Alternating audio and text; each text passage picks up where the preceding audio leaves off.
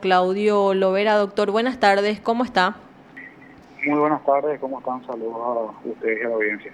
Doctor, en este caso queríamos saber qué novedad hay con relación a esta querella que había entablado el titular de la Conmebol, Alejandro Domínguez, contra el ex jefe de deportes del diario Clarín, Julio Chiappetta. Sí, para hacer un resumen, Ujú. en el año 2018, a partir de unas entrevistas que había brindado a medios paraguayos, Julio Chapeta, él mismo realizó una serie de expresiones en estas entrevistas que a criterio jurídico nuestro respondían a los hechos punibles contra el honor y la reputación, por lo cual ya en ese año se promovió una querella por acción privada. Ujú. A partir de eso, el señor Julio Chapeta fueron librados desde Paraguay 3 exhortos, en uno de ellos con la intimación, además de poner a su conocimiento el contenido de la querella y todos los medios probatorios que sustentaban la misma, también las respectivas intimaciones a los efectos de que el mismo designe abogado Paraguay, domicilio en Paraguay, y caso contrario la intimación pertinente que sería designada a la defensa pública. Mm. Eso efectivamente ocurrió y también el señor recibió un siguiente exhorto donde la República del Paraguay puso a su conocimiento que se hizo efectiva la intimación y el seguimiento porque, como ha decidido guardar silencio, se le designó la Defensoría Pública. A partir de eso, obviamente, también avanzó el proceso, se elevó a juicio oral, todo debidamente notificado a partir de estas intimaciones y de estos exhortos, y llegó el momento de la fecha del juicio ya a finales de 2021, porque tenemos que recordar y señalar a la audiencia que el trámite de exhortos al extranjero es un trámite engorroso y que lleva tiempo ahora.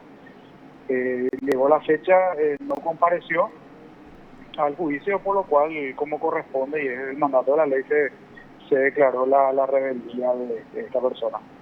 A partir de esa declaración de rebeldía, se puso en contacto con la defensora pública y bueno, y se iniciaron una serie de conversaciones. Al día de hoy se emitió una resolución a partir de un retiro de la querella sobre la base de una conciliación que se arribó el día Mm. lunes y la retractación y pedido de disculpas públicas por parte de Julio Chapeta, ¿verdad? Que lo hizo a través de su cuenta Twitter y también con la entrega de una carta al señor Alejandro Domínguez con el mismo contenido donde se retracta de sus expresiones y además solicita disculpas al público, al señor Domínguez y a su familia. Con este pedido de disculpas, doctor, el presidente de la Conmebol ya se siente resarcido de lo manifestado por este periodista. Efectivamente, y Mm. también a partir de la retractación en el sentido de que él lo ha expuesto públicamente.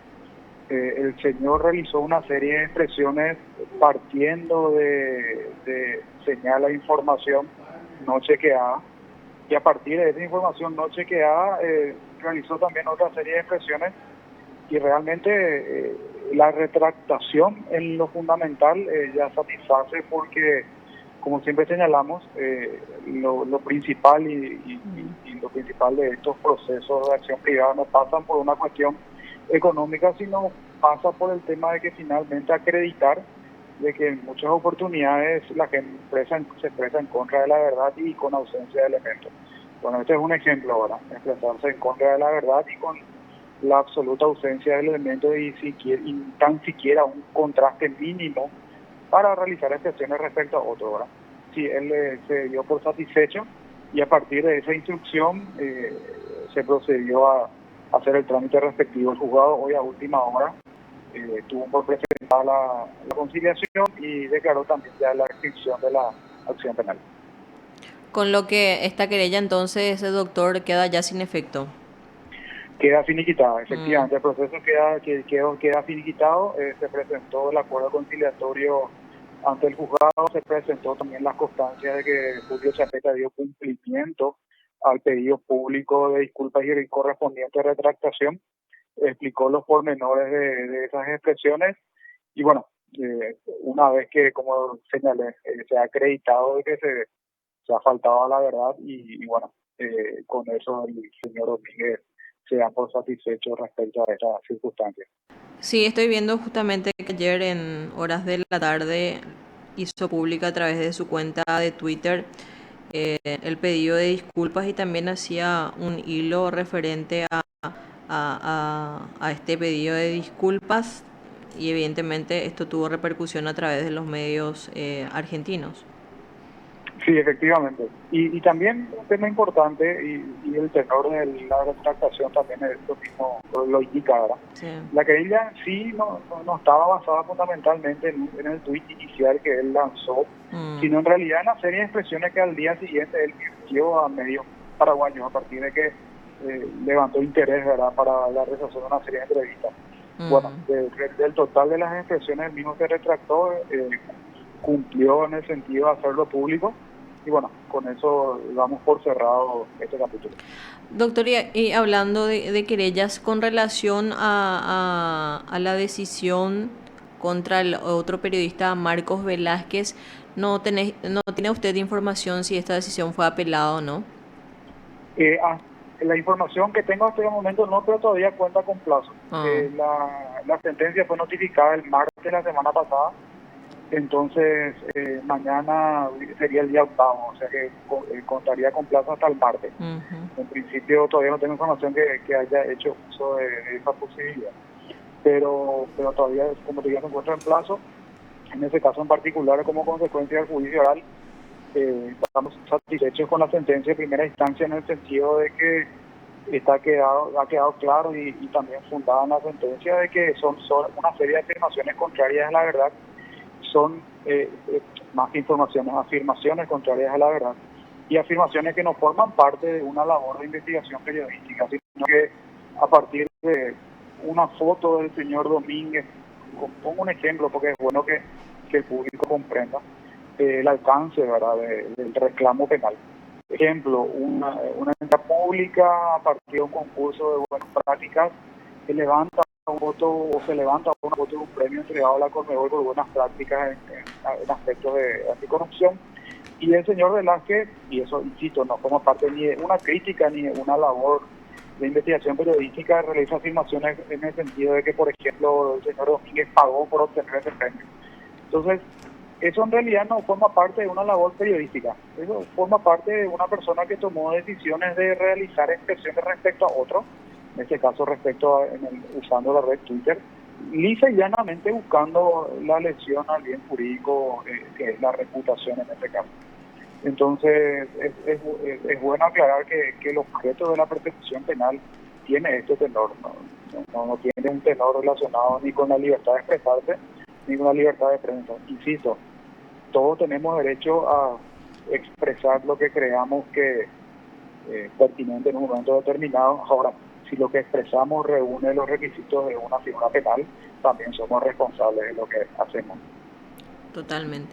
Doctora, aprovechando también esta comunicación con usted y su calidad también de docente del Centro de Ciencias Penales, un tema que se ha abordado bastante y que ha tenido repercusión, el caso de este comerciante que fue imputado por homicidio doloso tras ser víctima de un hurto. ¿Cómo se configura en este caso, doctor? Porque él fue imputado por homicidio doloso, siendo que previamente era víctima de un hurto. Él sigue a esta persona según las imágenes y las declaraciones mismas a fin de recuperar su objeto. Sin embargo, es imputado por homicidio doloso. ¿Cómo se puede corroborar que hubo una excitación por parte de él para perseguir a esta persona, ¿verdad? Y bueno, yo obviamente también seguí por los medios de comunicación, y básicamente los elementos que por lo menos yo públicamente pude ver son dos: la filmación y las declaraciones de la propia persona que fue finalmente imputada, ¿verdad? Entonces todavía son elementos iniciales, pero sí una cuestión que yo creo que hay que rescatar. En la filmación se observa al señor persiguiendo a quien al parecer sustrajo objetos del mismo.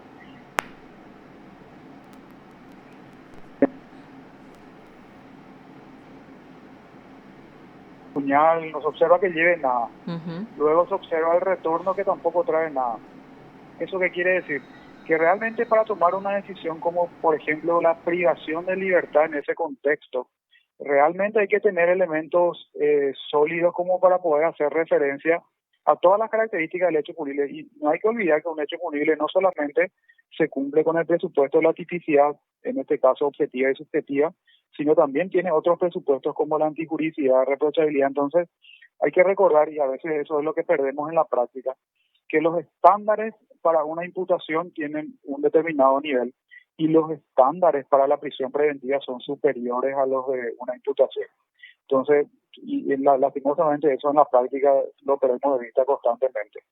Entonces, lo que se observa es que la versión que el señor en principio estaba otorgando en el contexto de que persiguió y que en el contexto de esa persecución el autor de la sustracción nuevamente lo agredió, es una versión que se presenta inicialmente como creíble. Los elementos también, insisto, la afirmación en el sentido que él lo persigue sin ningún tipo de elemento contundente y al parecer esta persona falleció por haber sido acuchillado o con un elemento punzante, le da cierta credibilidad en el sentido de que en el contexto de esa persecución este señor volvió a sufrir una agresión por parte del autor del hecho. Y si él, respondiendo y defendiendo su vida a esa segunda agresión, y es lo importante y lo que tiene que analizar el Ministerio Público, una segunda agresión en ese momento de que él trató de recuperar ese objeto, eso da la característica de que podría existir con verosimilitud un caso de legítima defensa. Y entonces son los cuidados que hay que tomar a los efectos de poder analizar y no privar de la libertad a una persona para luego empezar a investigar, sino que realmente investigar, mover el aparato y si hay mérito privar de la libertad. Yo creo que ese es el mensaje importante. Tenemos que empezar a reanalizar nuestras investigaciones y básicamente nosotros operamos nuestras investigaciones penales en el sentido de primero privarle la libertad a alguien para luego ver qué hay y debería ser al revés, ver en realidad los elementos que hay y si eso después reúne todos los requisitos para una medida cautelar como la prisión preventiva, ¿verdad? Entonces yo creo que es un mensaje que hay que trabajar, hay que analizar todos los elementos y tener en cuenta que la prisión preventiva es un arma también de doble filo por parte del Estado. Al menos lo que alegaba una de las fiscales del por qué lo ha imputado por homicidio doloso y ha requerido la prisión preventiva es de que esta persona no fue directamente a denunciar el hecho, sino primeramente fue al hospital. Sí, habría que, no llegué a escuchar esa declaración pública, pero eso no para nada está relacionado con un elemento como para hacer referencia clara a un caso de homicidio doloso. En realidad entiendo que por la información también que pude ver que el señor recibió una cuchillada en una zona vital, realmente el sentido común y la naturaleza humana te indica que primero vas a salvar tu vida, ¿verdad? Totalmente. Antes de ese aspecto administrativo de hacer las comunicaciones. Entiendo también, habrá que corroborar si eso es verdad, que el señor posteriormente luego se presentó él mismo a la comisaría. Es decir, su relato es consecuente con concurrir a 2 centros asistenciales, recibir la atención, insisto, la zona donde refiere realmente es una zona vital. Entonces yo creo que la propia naturaleza humana indica que esa sería la reacción de cualquiera, ¿verdad? Doctor, ¿cómo también usted está viendo la decisión, en este caso de varios jueces, de devolver nuevamente la imputación a la Fiscalía para que dentro de un plazo verifique la investigación que realizó y en base a qué imputó? Y a ver, sin conocer En casos generales. exactamente, sin conocer el detalle de cada caso, lo que puedo decir en términos generales es que es una obligación del juez el de realizarlo si es que no se reúnen los requisitos de la imputación. ¿Y en qué sentido? Muchas veces se pierde de vista y es un problema también, yo creo que de nuestra educación que recibimos desde la primaria, la secundaria y todo lo demás. El acta de imputación requiere un relato sucinto de los hechos. Ahora, relato sucinto no significa abstracciones, sino que el relato sucinto implica una descripción de la conducta que reúna todas las características principales. Muchas de las actas de imputación que se plantean, cuando uno las lee, no se puede percatar de qué es lo que se le está atribuyendo a la persona imputada. Y finalmente la función por la cual se concibió y se observa que forma parte de la ley es que es un elemento para comunicarle a otra persona qué circunstancias fácticas se sospecha que llevó adelante. Es decir, supuestamente tiene una función de garantía para esa persona. Si de esa lectura nos surge esa descripción fáctica, y en muchos casos no surge porque se usan abstracciones jurídicas para hacer ese relato, realmente es obligación del juez devolver al Ministerio Público para... Eso no bloquea su investigación, eso no elimina, no anula su investigación. Lo que le obliga es a que cumpla, si el fiscal entiende que tiene mérito para imputar, es porque mínimamente tiene que estar en condiciones de poder decirle a Juan, yo te atribuyo haber realizado esto, o haber dejado de realizar esto en el contexto de una omisión. Si el fiscal no está en condiciones de hacer ese relato, es obligación del juez devolver una imputación. Entonces, hablando en términos genéricos, festejo que los jueces estén tomando ese aspecto en consideración y estén, entiendo, cumpliendo la ley, porque en materia de imputación, al juez, la obligación que el juez tiene es verificar que se cumplan los presupuestos de la imputación. Uno de ellos es el relato de hechos. Si no se cumple el presupuesto, es obligación del juez, por eso el juez de garantía, de devolver la misma al Ministerio Público. Doctor, te agradecemos muchísimo este contacto, que tenga un excelente resto de jornada. Gracias, igualmente, hasta luego. Te informó PDS Radio TV Digital. El abogado Claudio Lovera también conversando con nosotros con relación a esta querella que finalmente el colega argentino ha pedido disculpas públicas a través de su cuenta de Twitter al presidente de la Conmebol, y por el cual evidentemente han solicitado entonces que la querella quede sin efecto. Y también conversando un poco con relación a este tema, que creo que hay que hacer un análisis mucho más profundo. ¿En qué sentido? De que realmente una persona casi estuvo privada de libertad, teniendo en cuenta esta imputación que ha realizado la Fiscalía, y que teniendo en cuenta también todo el análisis que se hizo de que si fue en legítima defensa, si actuó a fin de recuperar sus cosas como se ve en las imágenes, evidentemente que se debe tomar el tiempo necesario de analizar previamente todos los elementos que se tenga y que posteriormente se tome una decisión sin afectar, en este caso, la libertad de una persona. Vamos a cumplir con la última pausa y volvemos con más Cuarto Intermedio.